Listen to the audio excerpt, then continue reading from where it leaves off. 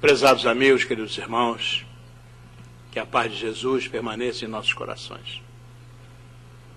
Vamos tratar de um assunto absolutamente atual, porque nós estamos vivendo a era da virtualidade e entrando cada vez mais na era da virtualidade. Me lembra bem que quando começou esse milênio, no ano 2000, conversamos com um companheiro nosso, professor da universidade. Ele fez um doutorado em futurologia. Diga-se de passagem, eu nem sabia que existia um doutorado em futurologia, mas existe. E perguntei ao meu amigo, já que você é doutor em futurologia, será que você pode me dizer como é que nós vamos viver no ano 2050? Ele parou durante um tempo, refletiu e disse, eu não tenho a menor ideia. Mas você não é doutor em futurologia? Pois é. A questão é que nem ao menos os equipamentos que serão usados em 2050 foram pensados hoje. Eu tenho um outro amigo, também professor da universidade, e ele nos disse o seguinte, saiba você que entre 2020, que é daqui a pouco, e 2030, nós não teremos mais computadores. Eu quase caí para trás. Não teremos mais computadores? Não. Porque a questão da computação será uma coisa tão simples quanto é o uso da eletricidade hoje em nossas casas. Nós nem nos damos conta que existe eletricidade, nem nos preocupamos com isso. Está tudo ligado. Nós colocamos as tomadas, apertamos os botões e as coisas funcionam. Não nos preocupamos com isso. Nós não temos um equipamento de eletricidade. Simplesmente a eletricidade é uma realidade dentro da nossa casa. É assim, é verdade. Disse-me ele que os computadores estarão ligados em toda a extensão da nossa residência, em todos os nossos locais de trabalho. Simplesmente nós vamos fazer os plugs, os links e a coisa funciona. Disse-me ele ainda o seguinte, nós vamos acionar computadores com os nossos óculos. Eu também me assustei muito com isso. Mas como? Não, basta olhar. E você vai ligar as coisas, e vai acionar as coisas. Esse nível da virtualidade, eu disse a ele, a gente não se surpreende mais com mais nada. Porque, de fato, as coisas que estão acontecendo são absolutamente fantásticas, nos levando a um outro mundo. E nós que viemos, no tempo da régua de cálculo, a gente nem imagina como é que esse mundo nos leva hoje a essas novas realidades. No entanto, isso traz também uma série de problemas, uma série de dificuldades. E é dentro dessa linha que nós precisamos conversar com os nossos irmãos hoje. O tema que nos foi passado trabalha essas questões, mas, sobretudo, a visão educacional. E dentro da visão educacional, os nossos postulados da doutrina espírita, como é que ficam dentro desse mundo novo, que já chegou, que já está aí, está tomando conta de nós. Então nós colocamos isso, né? Educação considerando os desafios das redes sociais. E quisemos começar com Emmanuel, o nosso Consolador. Quer dizer, o período infantil é o mais sério e o mais propício à assimilação dos princípios educativos. Passada a época infantil, os processos de educação moral que formam o caráter tornam-se mais difíceis com a integração do espírito em seu mundo orgânico, material, e atingida a maioridade, se a educação não se houver feito no lar, então só o processo violento das provas rudes do mundo pode renovar. Está lá no Consolador. Para a nossa reflexão, porque nós temos um paradigma novo, um novo padrão está na nossa casa. O aparelho está lá. As crianças pequenas, como diz o Alberto, já nascem chipadas. O chip já vem. Elas aprendem a manobrar isso com uma velocidade fantástica, né? Como disse o Divaldo, o avôzinho aprendendo com o netinho. É isso mesmo. Isso está acontecendo no dia a dia nas nossas casas. E provoca determinados desafios sobre os quais nós vamos refletir um pouquinho nessa tarde. Queria dizer que nós temos aqui alguns dados que são importantes para a nossa reflexão, mas como eu vivo no Brasil, tenho mais acesso aos dados brasileiros. Mas tenho certeza que facilmente as coisas colocadas aqui podem ser extrapoladas para qualquer parte do mundo, sobretudo para esse país maravilhoso que nos acolhe nesse momento. Então nós colocamos ali alguns sinais que eu acho que todo mundo já está acostumado a ver, né? E vou contar uma história que me foi passada, passei uma síntese aí. Estava baixando do iTunes o trecho de um filme para ver no meu iPod vídeo, enquanto falava com meu primo na Escócia via Skype. É uma ideia um pouco diferente, né? Mas é isso mesmo que acontece. Ao mesmo tempo, transmitia por Bluetooth um documento Word, desde o meu celular para a impressora, e me questionava porque ainda não tenho navegador satelital TomTom no meu GPS Trail, fundamental para andar pela cidade na minha moto. Depois disso, eu li no meu Zagot os editoriais do Washington Post e informei-me rapidamente que filmes passavam nos cinemas do meu bairro.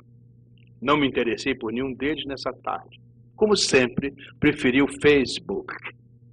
De repente, ainda na internet, chega-me uma notícia de agência que diz: primeira mensagem, homem tecnológico sofre risco de atrofia espiritual.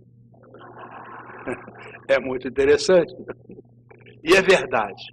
Na medida em que você acaba se deixando levar meramente pela questão da tecnologia, você tende a se atrofiar espiritualmente. Essas coisas não podem ficar dissociadas. É óbvio que hoje você tem à sua disposição um ferramental extraordinário da era virtual que a gente está vivendo. Nós não podemos abdicar da essência do nosso ser, que é espiritual. Essas coisas têm que estar conjugadas. Diz o nosso André Luiz, nesse livro extraordinário chamado Sinal Verde, que nós recomendamos para toda a gente, porque é um livro tranquilo, fácil de ler e de ligações comportamentais absolutas para todos nós. Sinal Verde, de André Luiz. A criança é uma edificação espiritual dos responsáveis por ela. Então está lá o nosso filho, está lá o nosso neto, e nós somos responsáveis pela sua edificação espiritual. Colocamos de propósito essa passagem, justamente para ligar com o final da nossa mensagem anterior. Ou seja, será que vamos perder de vista, usando excessivo e demasiadamente as questões da virtualidade, perder de vista que nós estamos nos atrofiando espiritualmente? Nós, pais, professores, responsáveis, nós temos que cuidar das nossas crianças. Nesse mundo novo, esses desafios são cada vez mais crescentes. Então, o número de usuários de internet no mundo hoje já passa bem dos 2 bilhões de pessoas. Usam continuamente a internet. No Brasil, nós temos mais de 61 milhões de pessoas com acesso à internet em casa ou no trabalho. Isso aí é mais de 1/3 da população brasileira. O Brasil é o 3º país com mais usuários ativos de internet no mundo. São mais de 46 milhões de internautas. Certamente isso ainda é maior aqui nos Estados Unidos. No Brasil, 63% dos internautas têm de 15 a 35 anos, enquanto no resto do mundo, a média de usuários dessa idade está em 53%. Veja que o Brasil é um país que cresce muito nessa direção.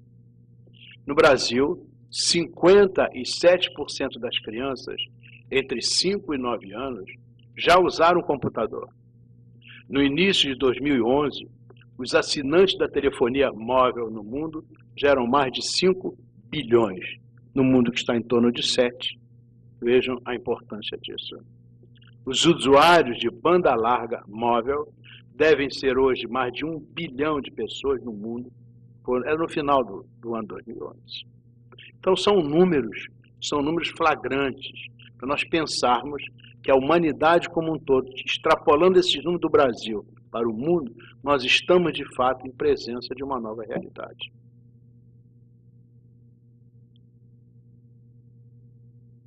– 47% dos jovens brasileiros ficam, em média, mais de 4 horas conectados, todos os dias. 32% das crianças aprenderam a usar a internet entre os 5 e os 9 anos de idade. O Brasil está em 5º lugar na lista dos países que mais praticam pirataria online. É aquele download ilegal de programas pela internet. A cada minuto, 40 novas perguntas são feitas no yahooanswer.com, um grupo de discussão. A cada minuto. Se o Facebook fosse um país, seria o 3º maior país do mundo, depois da China e da Índia. Seria maior que os Estados Unidos. O Facebook tem mais de 25 milhões de usuários só no Brasil. E no mundo todo, nós nos aproximamos de 1 bilhão de usuários. 750 milhões de usuários. São números muito fortes. Muito fortes. Nós não podemos ignorar.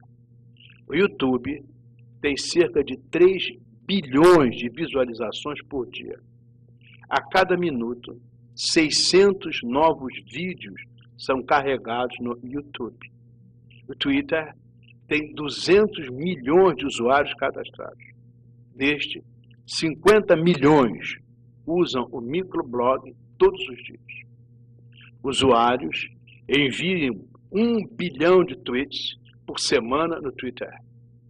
Jogar online é o que 92% das crianças brasileiras fazem, de 6 a 12 anos. É o que mais fazem na internet, jogar. Como é que são esses jogos? Vocês conhecem bem os jogos? Valem vidas. Você vai acumulando pontos. É violência, né? É esperteza, valem vidas. E é assim que as coisas funcionam. Isso vai entrando na cultura da pessoa. Os jogos, games. iPhone, 4%, 14%. iPod, 13%. E iPad, 12%. São os 3 presentes de Natal mais pedidos pelas crianças. É uma nova realidade. Né? Voltando para o nosso sinal verde, para o nosso André Luiz. Não existe criança, nenhuma só, que não solicite amor e auxílio, educação e entendimento. Essa é uma regra sem exceções. O que a gente nota é que está um grande número de horas que as crianças e adolescentes passam no computador, que a gente esquece essa questão relacional. Como dissemos lá no início, atrofia espiritual. É uma decorrência desse número cada vez mais espantoso de pessoas que passam horas e horas trabalhando na internet, usando as redes, etc. Pesquisa realizada pelo Datafolha lá no Brasil, em novembro de 2010, mostrou que a principal atividade na internet entre usuários até 34 anos é o acesso aos programas de mensagem instantânea e as redes sociais, enquanto que a busca de notícias e informações em sites de empresas de comunicação, os portais, etc., é a atividade principal para usuários acima dessa faixa de idade. Então, é sobretudo a juventude, né? A juventude que está utilizando esses programas de relacionamento, e esses números são absolutamente crescentes. Todos os dias crescem de maneira extraordinária, o que mostra as pesquisas. Segundo a Comscore, que tabula essas coisas, já são mais de 35 milhões os brasileiros que interagem mensalmente em redes sociais. Além de tudo, eles comentam fatos pessoais, notícias, informações sobre marcas, produtos, serviços. 85% dos internautas brasileiros frequentam habitualmente essa categoria, enquanto que no mundo a média é de 70%. A utilização desses ambientes é particularmente mais intensa entre os mais jovens, notadamente os que estão na faixa de até 25 anos. Em pouco tempo, o grupo de pessoas nascidas ou socializadas já sob a influência das redes digitais vai compor a maior parte do mercado consumidor do país. Ou seja, daqui a pouco, a imensa maioria das pessoas só ouviu falar nessa virtualidade. O pessoal do meu tempo tem muito a ver com dinossauro. São coisas absolutamente vencidas e ultrapassadas. Não é? É isso mesmo. Falar meu tempo é uma coisa muito perigosa hoje, né? Então, crianças com idade cada vez menor são atraídas pela telinha. Os jogos são quase sempre associados à disputa, destruição, violência. A cada ano de idade, uma criança acrescenta cerca de, veja esse número, 1000 horas na frente do computador. Uma criança de 9 anos tem 9.000 horas de computador. A cada ano acrescenta 1000 horas. Inicia-se em tenra idade uma intimidade com a máquina e uma questionável habitualidade, estimulada até pelas escolas, o que pode gerar um verdadeiro vício produzindo alienação e solidão. Há inúmeros estudos a respeito dessas questões de alienação e solidão virtual. As pessoas ficam, a máquina, a relação é com a máquina. Aquelas coisas estranhas que estão por trás da máquina. Mas a relação rica com as pessoas, que são uma realidade real e não virtual, né? Essa relação vai ficando cada vez mais diminuída. Isso já está trazendo profundos problemas psicológicos na família. Nós temos que tomar cuidado com isso. Na pré-adolescência, fixam-se os padrões de acesso às redes sociais, a intimidade com a máquina e com os software, o despertar da sexualidade, a curiosidade, o chamamento aos vícios, a ausência dos pais, que é outra coisa importante, né?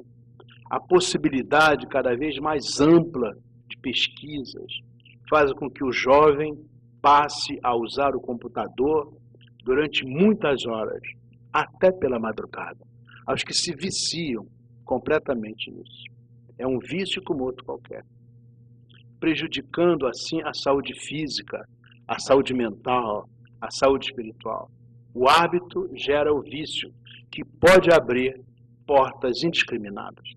Até porque o que está por trás da telinha, você não tem controle. Então podem vir respostas muito complicadoras. Nós sabemos disso, né? Então, essa é uma questão interessante. Televisão e videogames. Na verdade, no mundo de hoje, os pais precisam trabalhar para sobreviver. O trabalho muitas vezes é distante, passam muitas horas fora de casa. E as crianças adquiriram uma babá nova, que é a televisão. Uma nova babá, que é o computador. Substitui os pais, substitui a família. E as crianças ficam ali horas e horas, como dissemos anteriormente, muitas vezes isso é estimulado pela própria escola. Então, é preciso muito cuidado com o uso da TV e do computador como babás eletrônicas. As crianças, desde cedo, ligam sozinhas os aparelhos. Ela presta atenção aos comerciais e aos games. Criança bem pequenininha. É assustador ver uma criança ainda de fraldão imitando o gingado das bailarinas, rebolando, né, toda vez que tocam determinada música. Ora, se elas imitam a dança, por que não imitarão a violência ou a esperteza dos games que contam pontos para tirar vidas? Isso vai criando um critério, né? Vai criando um nível de aceitação. De repente, isso é que tem validade. É isso que eu aceito, isso que eu compreendo, então é isso que eu vou viver. Esse é que é o desafio. A questão da educação, frente a essas questões que são cada vez mais prementes. O volume de informações que chega, o volume de novidades que diariamente acrescentadas a esses equipamentos, isso é uma coisa assombrosa. É difícil a gente fazer frente a essas coisas, é difícil. Então, nós temos que colocar, já que você tem menos tempo, menos quantidade no processo relacional com seu filho, substitua a quantidade pela qualidade. qualidade na questão relacional. É a única maneira que nós temos de fazer face a esses desafios que esses equipamentos, esse software colocam para nós todos os dias. Para nós não abdicarmos da nossa função de pais, educadores. Então nós sugerimos, baseado em orientações de terapeutas, sugerimos adiar ao máximo o acesso sem controle a tais equipamentos das redes de comunicação. Cuidado.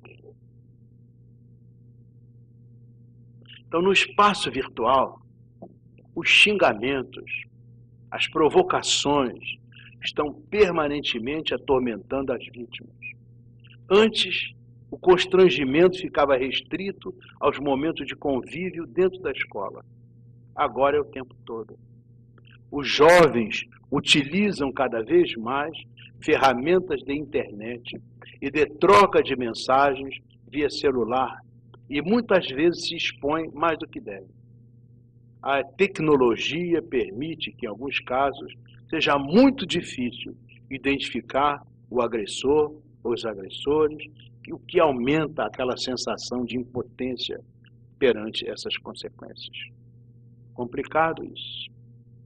Então, diz lá o André Luiz no nosso Sinal Verde: ajude os meninos de hoje a pensar com acerto, dialogando com eles. Olha, a relação qualitativa, o diálogo, uma coisa ativa, né?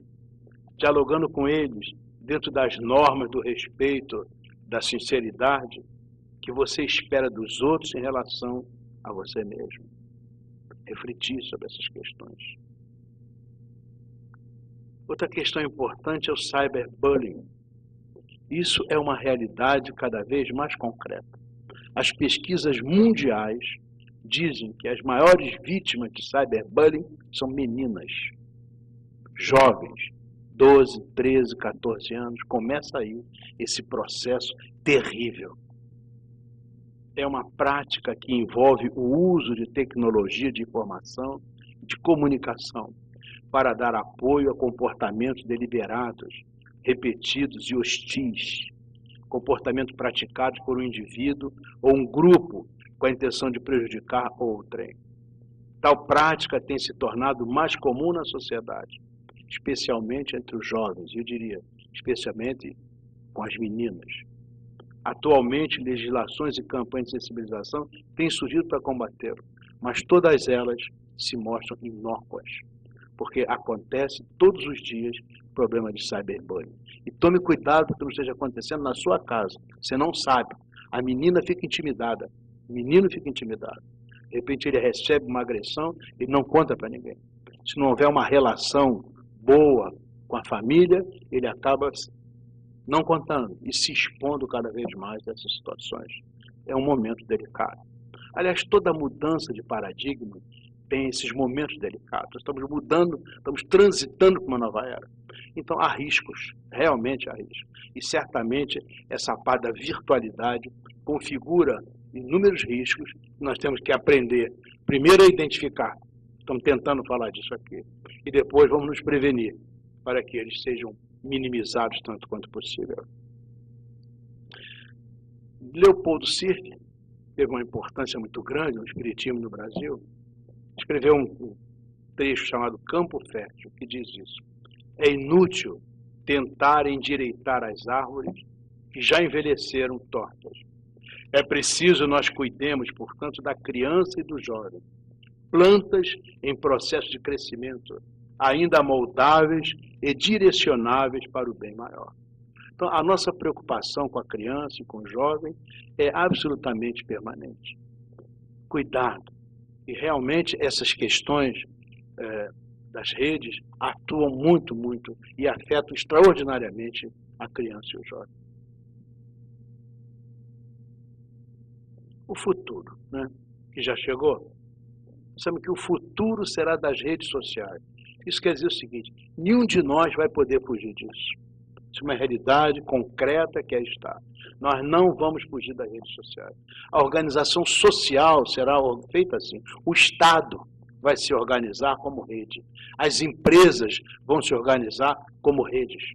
As famílias vão se organizar como rede. Os grupos de interesse, as pessoas que gostam de determinada coisa, formam uma rede. É assim que nós vamos estar todos conectados a uma ou muitas outras redes. Então, o futuro será das redes sociais, de nichos, estruturadas em plataformas abertas. Estas plataformas permitirão que os próprios usuários criem ou participem das redes sociais de nicho. Quer dizer, nós podemos criar as nossas próprias redes. No futuro, cada um de nós participará de múltiplas redes sociais. Uma para interagir com os familiares, outra com os colegas de trabalho, com os clientes da empresa, outra com os colegas da universidade, outra com os amantes do mesmo hobby, outra com profissionais do mesmo ramo, outra com consumidores de um produto que nós queremos comprar, e assim por diante, em consonância com as singularidades e múltiplos papéis vividos pelo ser humano. Então, nós não vamos escapar das redes, vamos todos participar de muitas redes, todos nós. Então, configurando-se o cenário de descentralização, nós estaremos a cada dia mais conectados a pessoas semelhantes que comungam dos mesmos interesses e percepções. Mas, apesar disso, a diversidade está garantida, vamos participar de muitas, pois faremos parte simultaneamente de dezenas de redes sociais.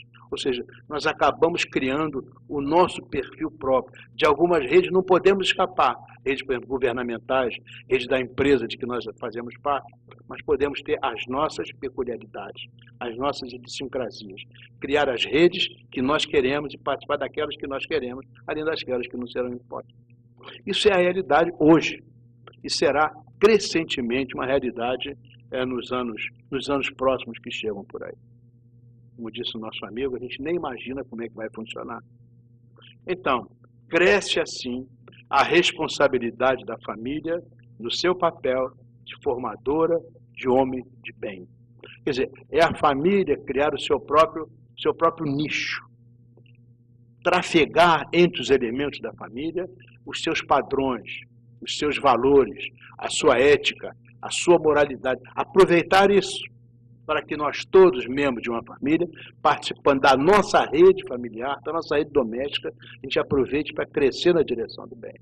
Ao lado disso, conectar essa nossa rede doméstica, que deve estar preservada de uma série de ações negativas, conectar a nossa rede a outras redes semelhantes, ou outras redes domésticas que tenham os mesmos ideais, a outras redes, por exemplo, na Casa Espírita, a nossa rede, no movimento espírita nacional, movimento espírita internacional, mas não só isso, mas muitas outras coisas belíssimas que existem no mundo virtual.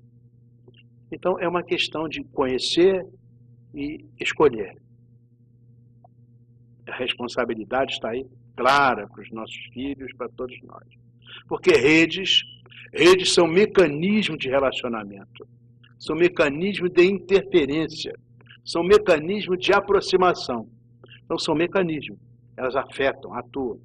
Como as redes são o futuro da humanidade, quais as nossas responsabilidades, enquanto aprendizes da doutrina espírita e pertencentes a diversos nichos?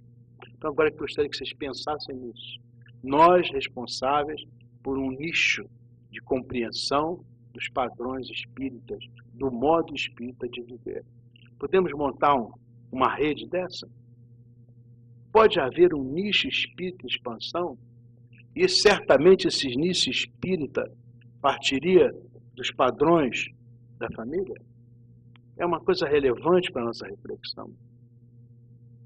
Trouxemos aqui uma passagem da Lei do Progresso, questão 785, que nos fala exatamente disso. Há duas espécies de progresso, que, embora apoiando-se mutuamente, não marcham lado a lado. O progresso intelectual e o progresso moral. Entre os povos civilizados, o primeiro, quer dizer, o progresso intelectual, tem recebido no correr deste século todos os estímulos desejáveis. Esse século é o século XIX. No século XX, isso avançou extraordinariamente. É incomparável o progresso intelectual o progresso tecnológico que aconteceu no século XX. Nós começamos com pequenos motores e terminamos com enviando o homem à Lua. Passamos a ter sondas interplanetárias, os computadores fantásticos, os equipamentos maravilhosos que nós temos. Não há termo de comparação. É isso. Cresceu extraordinariamente esse investimento. O homem resolveu, no século XX, ou seguinte, é isso aí, resolveu muito brilhantemente essas questões da inteligência. Agora, com a virtualidade muito presente, o desafio para resolver as questões da convivência aumenta muito. Então, entre os povos civilizados, o progresso intelectual, no decorrer daquele século XIX, foi muito avançado, recebeu todos os estímulos desejáveis. Por isso mesmo atingiu um grau até hoje desconhecido, de Allan Kardec, em 1857. Não tem nada a ver o desenvolvimento de 1857 e hoje. A distância é inimaginável. Muito falta para o segundo, ou seja, o progresso moral, muito falta para que ele esteja no mesmo nível. Contudo, Kardec faz aí uma interessante comparação. Comparando-se os costumes sociais de alguns séculos atrás, só um cego negaria o progresso realizado. Por que então essa marcha ascendente haveria de parar, de preferência com relação ao moral e com relação ao intelectual? Por que não haveria, entre o século XIX e o 24º século, tanta diferença quanto a existente entre o 14º século e o século XIX? Na verdade, como disse o meu amigo lá da universidade, o doutor em futurologia, no ano 2050, que é no século XXI, nós não temos a menor ideia de como é que vai funcionar o mundo. Não precisa ser século 24. No século XXI já não temos a menor ideia. Né? Então, por que não haveria entre o 19 e o 24 tanta diferença quanto entre o 14º e o século XIX? Duvidar disso seria pretender que a humanidade está no apogeu da perfeição, o que seria absurdo, ou que ela não é perfectível moralmente, o que a experiência demonstra. Nós estamos na frente, portanto, de um grande desafio, que é, sobretudo, de ordem moral. Trazendo ainda as questões da lei do progresso. O homem não pode manter-se perpetuamente na ignorância, porque deve atingir o objetivo que a providência lhe assinalou. O homem se esclarece pela força das coisas.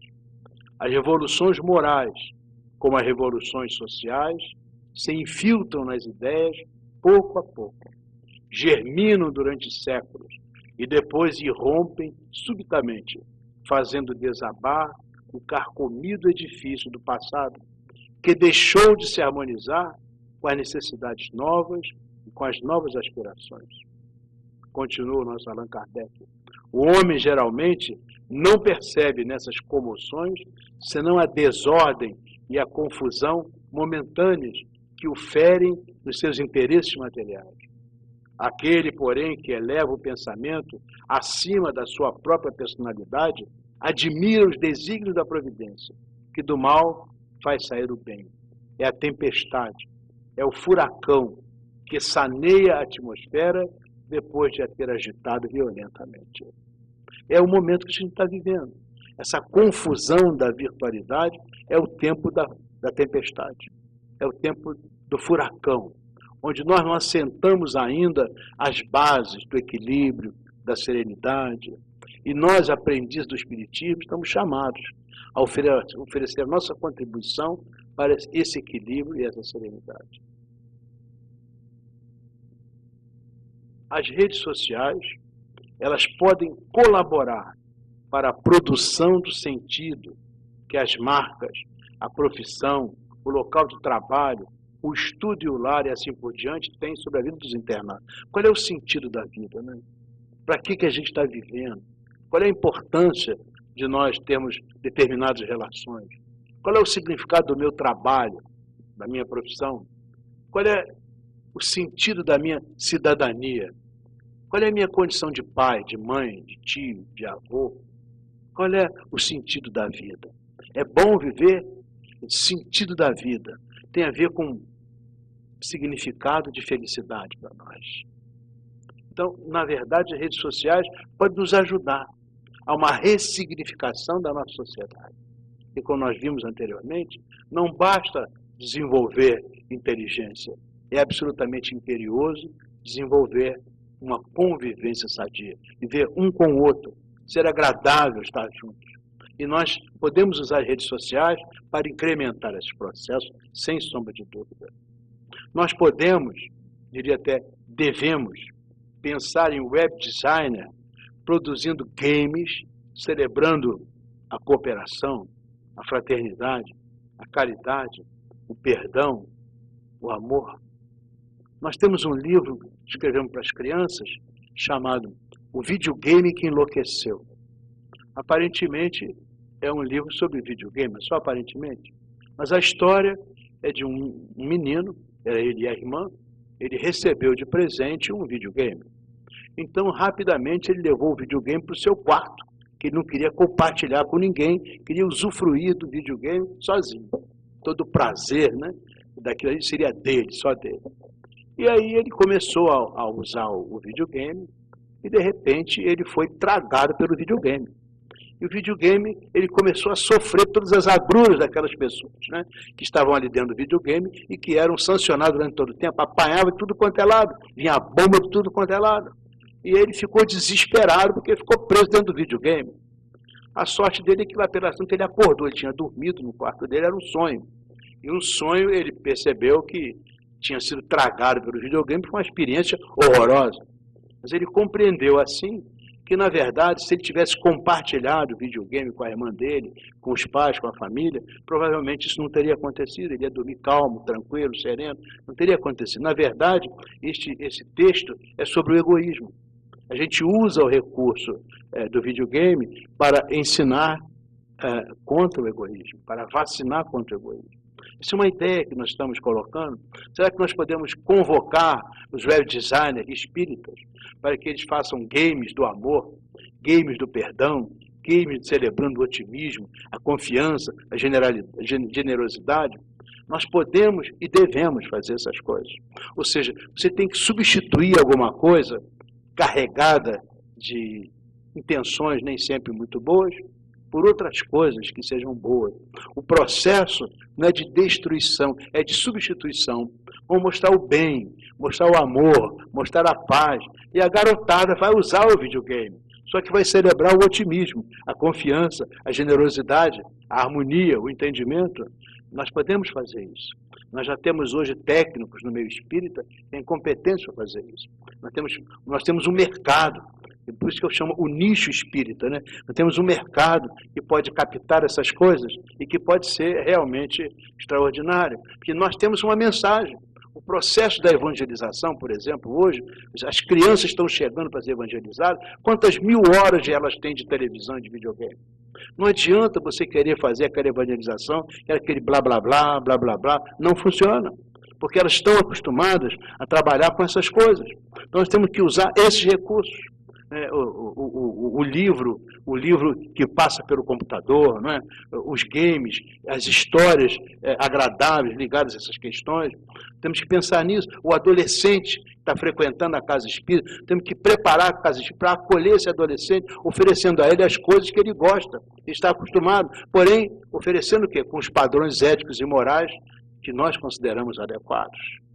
Isso é um desafio para o próprio movimento espírita, isso custa dinheiro. Né? Isso exige pessoas com competência, mas ou nós vamos buscar isso ou vamos ficar ultrapassados, porque daqui a pouco as nossas crianças que estão lá estão com 9.000 horas de televisão, 9.000 horas de videogame, e elas não vão aceitar aquele trabalho tradicional que nós fazíamos no início do século, no século passado, não vão aceitar mais isso. O livro vai mudar absolutamente de formato, né? Terá que ser uma coisa mais lúdica, terá que ser alguma coisa que a gente vai ver na tela, que a gente vai acionar, que vai ajudar a fazer, vai reconstruir. Essa realidade nova está aí. A virtualidade nos apresenta muitos desafios, mas também muitas oportunidades. E é sempre assim, a cada risco há uma oportunidade. Nós achamos que essa visão da virtualidade de fato, há muitos riscos. mas é uma oportunidade magnífica de nós pegarmos as nossas crianças, que já têm uma habilidade extraordinária de lidar com os equipamentos, os nossos jovens, que têm uma intimidade profunda de lidar com essas coisas, pegar nesses nossos jovens companheiros, formando-os para a nova era que vai chegar. Os espíritas do ano 2050, como é que vai ser o mundo deles? Né? Como é que vai ser esse mundo? Que equipamentos eles vão usar? Como é que eles vão se comunicar com outras criaturas do mundo inteiro? Nós temos que prepará-los agora, usando tecnologia, mas também usando muita competência amorosa. Pensar uma nova pedagogia espírita que use esses recursos para que a aprendizagem da doutrina espírita seja mais clara, mais límpida, mais rápida, que as pessoas possam amadurecer usando o equipamento que elas já usam mesmo. Nós não vamos poder fugir disso, é preciso ter claro isso. Não podemos fugir dos equipamentos, não podemos fugir das redes. Então vamos usá-las para a nossa doutrina, para o nosso bem. Vamos nos preparar para isso. Então nós podemos e devemos pensar em um web designer produzindo games, celebrando a cooperação, a fraternidade, a caridade, o perdão, os valores nossos, né, que nós gostamos tanto.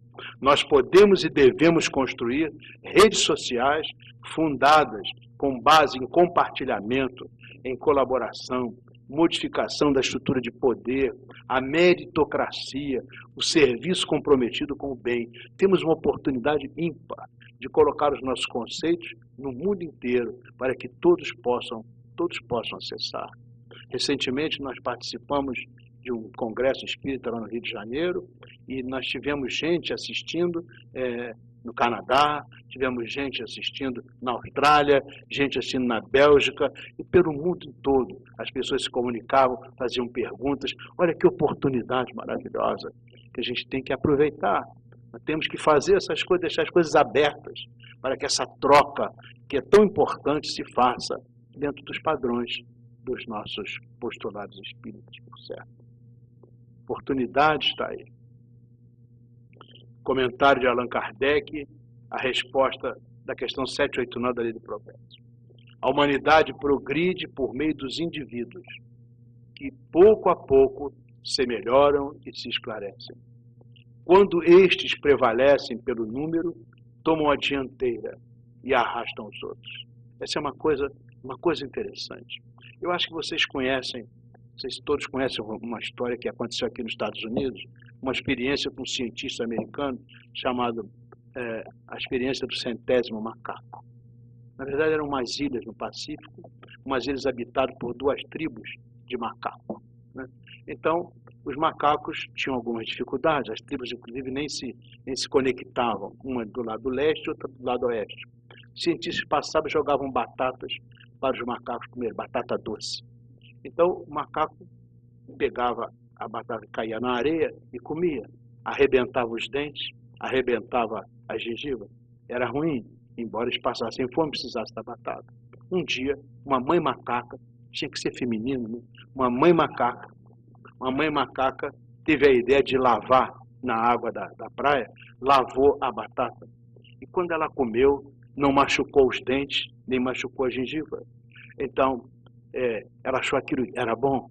E como mãe, ela lavou a batata e deu para o filhinho macaquinho, né? Para a filhinha macaquinha. E o macacão viu aquilo, achou interessante também, lavou, e era aquela família de macacos, começou a lavar as batatas. A outra família, do lado, começou a olhar.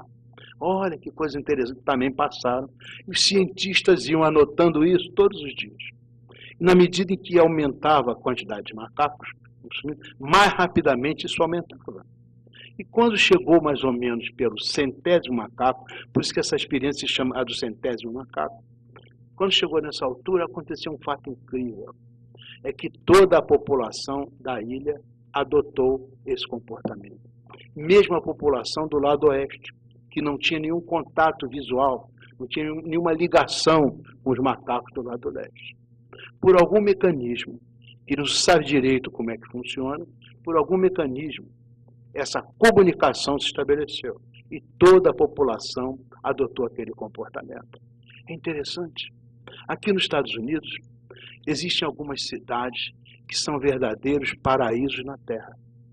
Há estudos sobre isso. São cidades pequenas, 3, 4, 5 mil pessoas, 6 mil pessoas. O xerife não tem o que fazer, porque não acontece nada. Não há roubo, não há furto, não há violência, não há assalto, não há assassinato, não acontece nada. O tempo todo, as cidades, você deixa o seu carro aberto, você deixa as janelas abertas, não há problema, ninguém faz nada errado.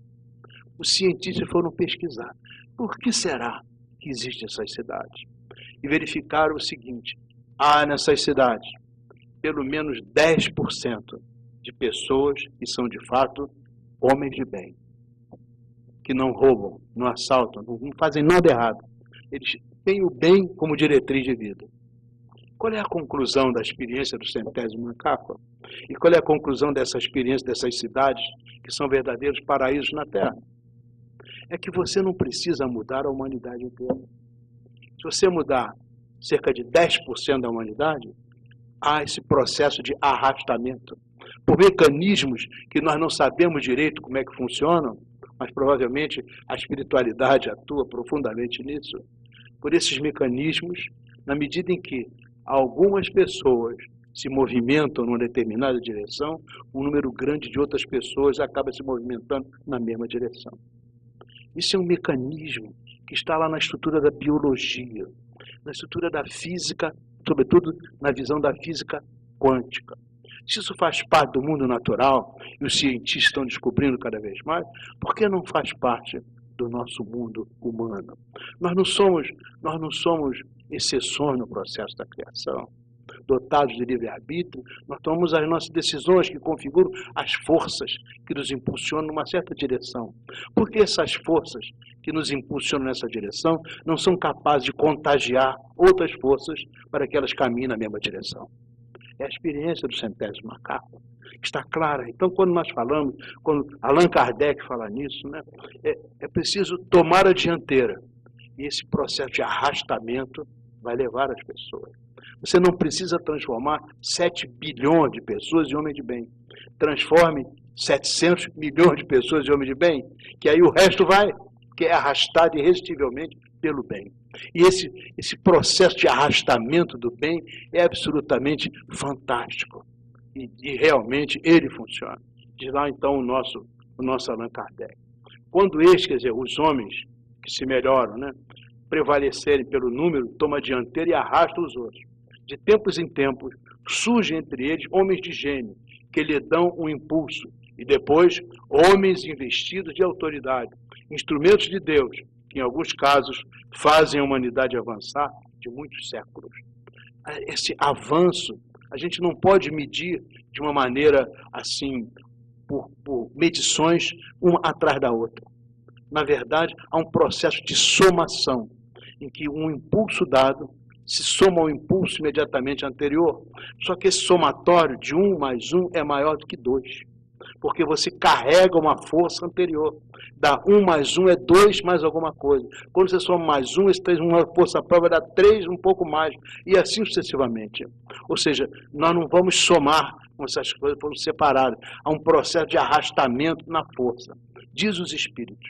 Esse processo de evolução é mais ou menos como uma grande pedra que você coloca lá no alto da montanha. Ah, como é difícil arrastar essa pedra. Como é difícil empurrar essa pedra. E você faz força, regimenta a força e começa a muito custo a empurrar essa pedra. Chega um determinado momento, a pedra entra na descendente. E aí ela arrasta por si mesma, você não tem que fazer mais força nenhuma. Ela simplesmente arrasta tudo que vem atrás. Esse é o processo do progresso. É um esforço enorme para deslocar as forças que estão estatuídas, que estão ali com a sua base definida, as bases que elas consideram inamovíveis e que não querem mesmo que se movam. É um esforço enorme. Mas quando você começa a agitar essa pedra terrível, pesada, ela vai ganhando uma nova condição. E daqui a pouco, quando inicia o processo de deslocamento, ela se soma em si mesma e vai descendo de maneira absolutamente extraordinária. A física mostra isso, mas também as questões sociais mostram isso. As comunidades mudam pelas pequenas mudanças que, somadas, afetam o grande todo. É disso que a gente está pensando quando falamos nesse mundo das redes virtuais. Na verdade, você vai acrescentando pequenas coisas e vai mudando gradativamente essa grande rede. Nós podemos atuar com o nosso lar, com a nossa família, na nossa casa espírita, o nosso nicho espírita, vamos balançar a pedra do tempo novo. Nós temos uma ferramenta poderosíssima, porque o que faz balançar essa pedra para nós espíritas é o Consolador. E como já dissemos aqui anteriormente, há um clamor pelo Consolador. Há tanto sofrimento, há tanta ignomínia, há tanta maldade, há tanta... As pessoas estão cansadas de dor, de sofrer, e elas querem uma nova realidade. Olha nós com a mensagem do Consolador, balançando a pedra. Mudar essas coisas que estão estratificadas há tantos séculos, mas são coisas da ignomínia, da iniquidade, da maldade, da incúria, da mentira, do suborno, da corrupção. Balançar.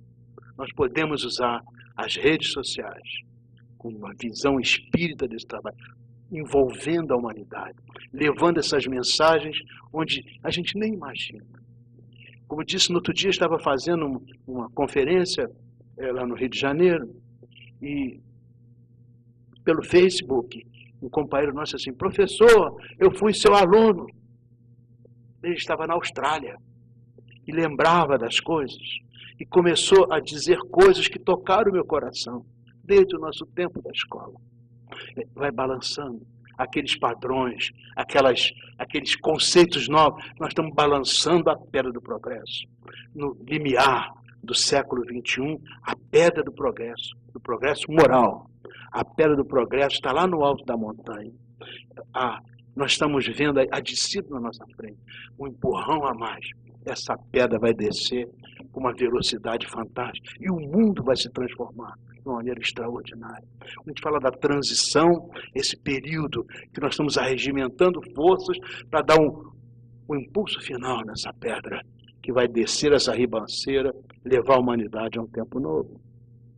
Nós achamos que as redes sociais podem ser uma ferramenta maravilhosa na mão dos espíritas, para que a gente definitivamente empurre essa pedra para uma nova condição, se nós soubermos usar bem.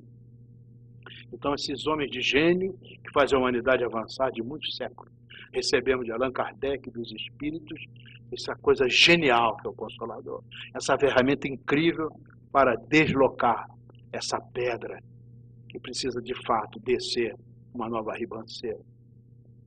Diz André Luiz no Sinal Verde, cada pequenino, conquanto seja, via de regra, um espírito adulto, traz o cérebro extremamente sensível, pelo fato de estar reiniciando o trabalho da reencarnação. Na verdade, quando a gente nasce, não se está iniciando um trabalho de educação, está se retomando o trabalho de educação. Isso é importante a gente atentar.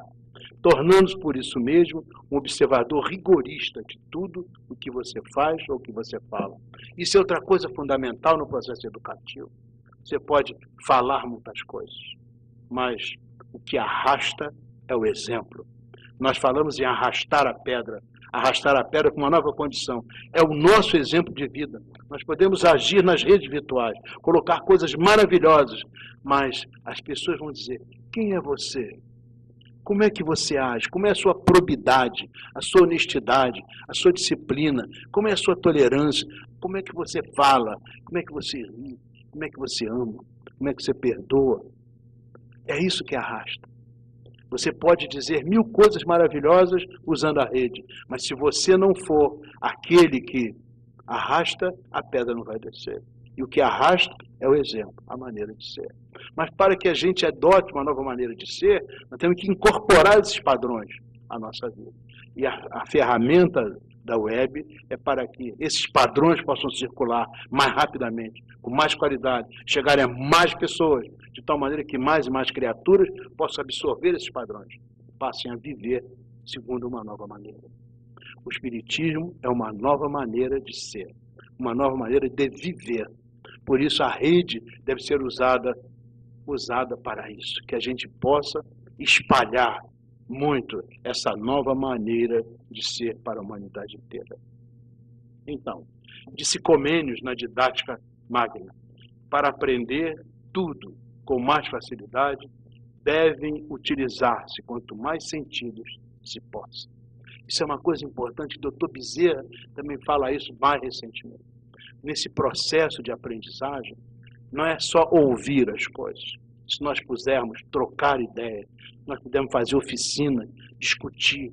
Então, na sua casa, com o seu filho, não apenas converse sobre a web, sente com ele, faça coisas junto com ele, faça com que ele coloque as mãos nisso, no Evangelho no lar, faça com que eles participem ativamente. As pessoas, quanto mais sentidos físicos você coloca, mais você aprende. Isso é uma demonstração hoje da psicologia da educação. Então, nós estamos na frente de um desafio educacional muito grande, que é o uso dessas redes. Nós temos que aprender essas coisas para, trabalhando com os nossos filhos, com os nossos netos, nós possamos usar os seus sentidos para que eles aprendam cada vez mais essas questões que nós colocamos, nossos padrões, para isso, né? A ética, a moralidade, o amor, o perdão, etc. Então, quanto mais sentidos se possa colocar, melhor. E é muito bom a gente ter a criança trabalhando um game do bem. Ela trabalha o game do bem, ela atua, ela vai ter aquilo como seu, ela vai incorporar aquilo como seu. E o processo de aprendizagem fica muito claro. Ela está usando a vista, está usando o ouvido, está usando as mãos, está usando todo o seu organismo, está voltado para aquilo. Então ela vai aprender mais rapidamente essas coisas. Quando você apenas ouve uma palestra, você fica com 10% do que foi dito. E tem mais, daqui a pouco esse 10% vira uma lembrança. Mas quando você bota a mão, começa a trabalhar, quanto mais sentidos, maior é o percentual de aprendizagem que você faz. Então o que nós estamos dizendo é vamos aproveitar os games, vamos aproveitar o computador na nossa casa, o pai, a mãe juntos com as crianças, num processo efetivo de troca, de complementariedade. Aprenda com o seu filho, o avô, como diz o Divaldo, o avô aprendendo com o netinho, aprenda com ele, que nesse processo todos crescem juntos. Então, o web é uma coisa importante nesse tempo novo que nós estamos vivendo, se nós soubermos utilizar. Então, algumas conclusões. A responsabilidade das famílias espíritas, atuar nas redes sociais, buscando a implantação das 3 bandeiras do espiritismo. Aliás, ontem nós falamos aqui a vocês dessas bandeiras que estavam aqui na espiritualidade.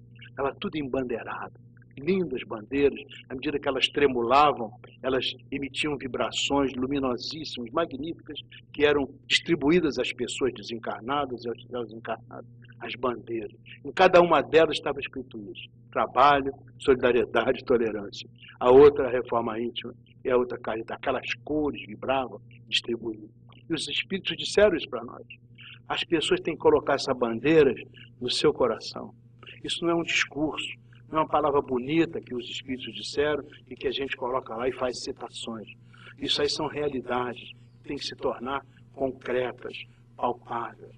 Então, vamos aproveitar as redes para que a gente espalhe. Qual é o nosso conceito de trabalho, de solidariedade, de tolerância? Qual é o que significa o esforço da reforma íntima? O que é a prática da caridade?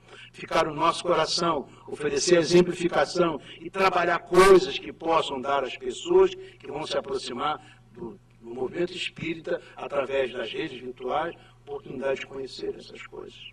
O cerne do espiritismo é isso aí. Como dissemos anteriormente, o espiritismo é prático. Não é para ficar na teoria, não é para ficar nos livros, não é para ficar na biblioteca, é para viver, para experimentar. Então, é viver trabalho, viver a solidariedade, viver a tolerância, viver no esforço continuado da reforma íntima e viver no esforço permanente de caridade. Então, essa é a nossa responsabilidade. Família espírita, aproveitar a virtualidade para colocar essas questões de maneira clara e precisa para as nossas crianças, que, por sua vez, vão colocar isso nas suas vidas. Então, pais e mães próximos, atentos, vigilantes. Mesmo na era digital, a educação com vistas à formação do caráter e da personalidade da criança é, na maior parte, responsabilidade dos pais. Então, nós não podemos abdicar disso.